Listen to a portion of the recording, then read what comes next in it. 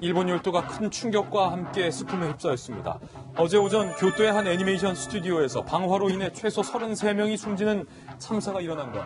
화재 당시 스튜디오 건물 안에는 직원 등 70여 명이 있던 것으로 알려지고 있는데요.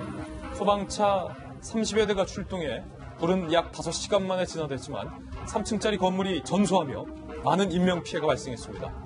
스튜디오 1층에 침입한 40대 남성이 죽어라 라는 말과 함께 휘발유로 추정되는 액체를 사방에 뿌린 뒤 불을 질렀다고 하는데요. 용의자는 다리, 가슴 등에 큰 화상을 입은 뒤 현장 인근에서 체포돼 병원으로 옮겨졌지만 현재 의식불명의 중태인 것으로 전해지고 있습니다. 이 용의자는 방화 이유를 묻는 경찰의 질문에 표절이나 하고 라고 말했다고 하는데 스튜디오 측에 대한 불만 때문에 이런 끔찍한 일을 저지른 걸까요?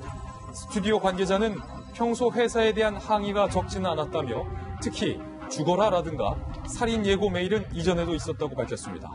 아베 총리는 SNS를 통해 너무 처참해 할 말을 잃었다 참담한 심경을 전했는데 이번 화재는 2001년 9월 도쿄 신주쿠의 한 상가 건물에서 발생한 화재로 44명이 숨진 사건 이후 일본에서 일어난 가장 큰 최악의 화재 참사가 될 것으로 보입니다. 이 안타까운 소식인데 김변 박사님. 네.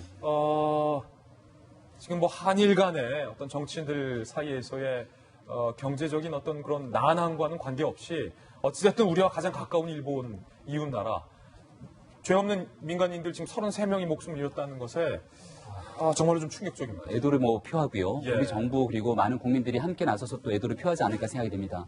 이웃나라 일본이 2011년도 동일본 대지진이 났을 때도 대한민국 국민들이 한마음을 모아서 일본의 그런 재난을 극복하기 위한 노력이 있었는데요. 이번에는 41살 남성이 바로 인근에 있는 주유소에서 휘발유를 구입했다 그래요. 한 40리터 정도 되는 휘발유를 구입해서 이거로 끔찍한 방화 사건을 저지른 사건으로 볼 수 있는데 아직까지 명확하게 어떤 이유 때문에 이러한 일을 저질렀는지 밝혀지지 않습니다. 일본에는 도리마라는 용어가 있는데요. 거리의 살인마라고 불리는 묻지마 살인 범죄가 지난 10년 동안 70건 정도가 있었다고 합니다. 정말로 있을 수 없는 사람의 인명을 해치고 있는 일들 때문에 일본 열도에서도 큰 충격에 빠졌다라고 하는데 30명이 넘는 사람들이 사망하고 굉장히 많은 숫자의 부상자들이 있었는데 부상자들의 빠른 치유 그리고 이 문제에 대한 트라우마를 극복하기 위해서 일본 열도에 있는 또 국민들이 한 목소리로 힘을 모을 수 있도록 이웃 나라에서도 같이 좀 애도의 목소리를 표했으면 좋겠고요.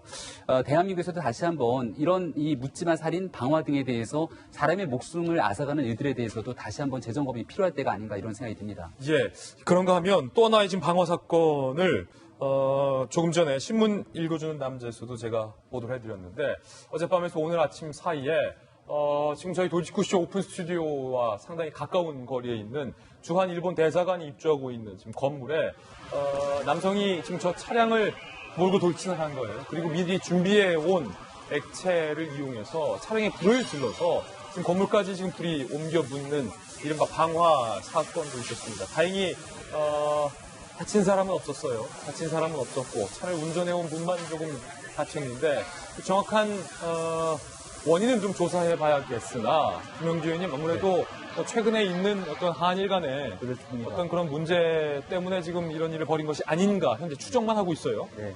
특히 이제 21일 열리는 참여연 선거를 앞두고 아베가 전국을 다니면서 선거 유세에 참여해.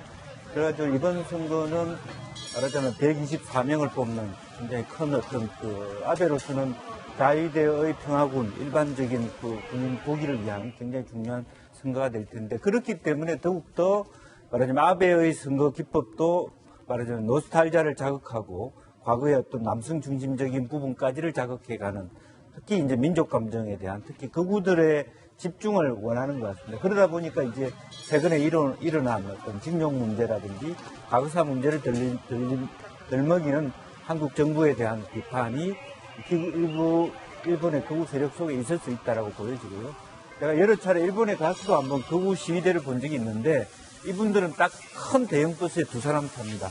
한 사람 운전하고 한 사람이 마이크를 들고 차가 한 50대 국방 영토 문제라는 큰 문제에다 그렇게 이용이 많은 것처럼. 네네 그렇게 하거든요. 그래서 그런 부분에 대다수 많은 국민들은 아주 평상심을 갖고 살고 계시지만 일부의 저런 분들이 꼭 어느 나라에나 존재할 수 있다 그렇게 생각합니다. 예. 특히 이제 일본 교토 한 애니메이션 이번 방화 사건으로 33명의 목숨을 잃었고 부상이 36명. 부상자 중에서 사망자로 옮겨질 가능성도 현재까지 있다고 하니까 많은 일본 국민들이 상심과 충격에 빠졌을 텐데 정말로 마음속 깊은 애도의 뜻을 저희 돌직구쇼도 일본 국민들께 전하겠습니다.